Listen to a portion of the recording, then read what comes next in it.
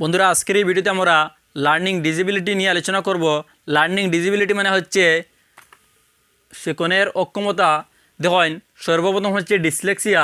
Dyslexia কারে কয় আমরা জানতে হইলে আমি সবার সাজেস্ট করব তার এই জমি পর যে মুভিটা আছে আমির খান স্যারের, সেটা দেখে নেওয়ার জন্য। তার এই জমি পর মুভিত আমির খান স্যারে খুব ভালোভাবে শো করেছেন যে ডিসলেক্সিয়ার লক্ষণ কী। দেখেন ডিসলেক্সিয়ার লক্ষণ হচ্ছে রিডিং ডিসেবিলিটি। বাচ্চা করে কিতা যখন স্পেলিং করে তখন প্রবলেম করে। মনে করো বাচ্চা রিডিং লিখতো READING রিডিং লিখতো, বাচ্চা এই সময় লিখবো কিতা রিবিং REABING রিবিং। বাচ্চায় ডি রে বি পড়িব, ওয়াই রে বাচ্চায় উল্টা লিখবো এরকম, এ রে বাচ্চা এরকম না লিখিয়া এরকম লিখবো, তখন হইব কিতা রিডিং ডিসেবিলিটি।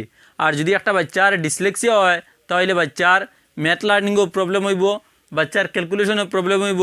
দেখুন যদি একটা বাচ্চার ডিসলেক্সিয়া হয়ে যায় তাহলে বাচ্চায় 6 লিখতে সময় 9 লিখবো, তখন বাচ্চায় 69 রে 96 লেখার সম্ভাবনা আছে, তখন তার ক্যালকুলেশনও প্রবলেম হইব।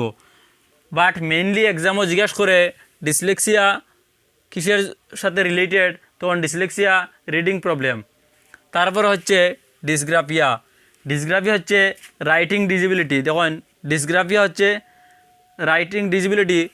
বাচ্চার ডিসগ্রাফিয়ার লক্ষণ হচ্ছে বাচ্চার পুয়ার হ্যান্ডরাইটিং হইব, বাচ্চার হাতের লেখাগুলো খুব খারাপ হইব। যদি বাচ্চার হাতের লেখাগুলো খুব খারাপ হয় তখন তারে কইব কিতা ডিসগ্রাফিয়া। বাচ্চার আঙ্গুলে বেদনা হওয়া শুরু হবে, বাচ্চার আঙ্গুলে বেদনা হওয়া আরম্ভ হবে যখন তার ডিসগ্রাফিয়া হবে। তারপর হচ্ছে ডিসফেজিয়া। ডিসফেজিয়া হচ্ছে স্পিকিং ডিসেবিলিটি, কথা বলার অক্ষমতারে কয় ডিসফেজিয়া। এরপরে হচ্ছে ডিসক্যালকুলিয়া। ডিসক্যালকুলিয়া হচ্ছে ম্যাথ লার্নিং ডিসেবিলিটি। বাচ্চার যখন ম্যাথ ক্যালকুলেশনের প্রবলেম হয় তখন তারে ডিসক্যালকুলিয়া বলা হয়। যখন ডিসক্যালকুলিয়া বাচ্চার থাকে তখন বাচ্চার ডেইলি অ্যাক্টিভিটিস করতে প্রবলেম হয়, বাচ্চায় মার্কেটিং করতে প্রবলেম হইব। যদি এক্সামও আসে যে একটা বাচ্চার মার্কেটিং করতে প্রবলেম হয়, হিসাবও ভুল হিসাব করে থাকে, হিসাব নিকাশ ভুল করে থাকে, তাহলে বাচ্চার ডিসক্যালকুলিয়া প্রবলেম। তারপর হচ্ছে ডিসপ্রেক্সিয়া। তখন ডিসপ্রেক্সিয়া হচ্ছে প্রবলেম রিলেটেড টু সাইকোমোটর, অর্থাৎ ফাইন মোটরের problem. No coordination between hand and eye. বাচ্চার যখন ডিসপ্রেক্সিয়া হইব তখন বাচ্চা শার্টের বোতাম লাগাইতে উল্টাপাল্টা করব, যে উপরের বোতাম নিচেরটার সঙ্গে জয়েন্ট করে নিব আর নিচের বোতাম উপরটার সঙ্গে জয়েন্ট করে নিব। এরপর হচ্ছে ADHD। দেখুন ADHDর ফুল ফর্ম অনেক সময় এক্সামে এসে থাকে। ADHDর ফুল ফর্ম হচ্ছে অ্যাটেনশন ডেফিসিট হাইপারঅ্যাক্টিভিটি ডিসঅর্ডার। দেখুন ADHDর লক্ষণ হচ্ছে একটা বাচ্চায় ক্লাসের মধ্যে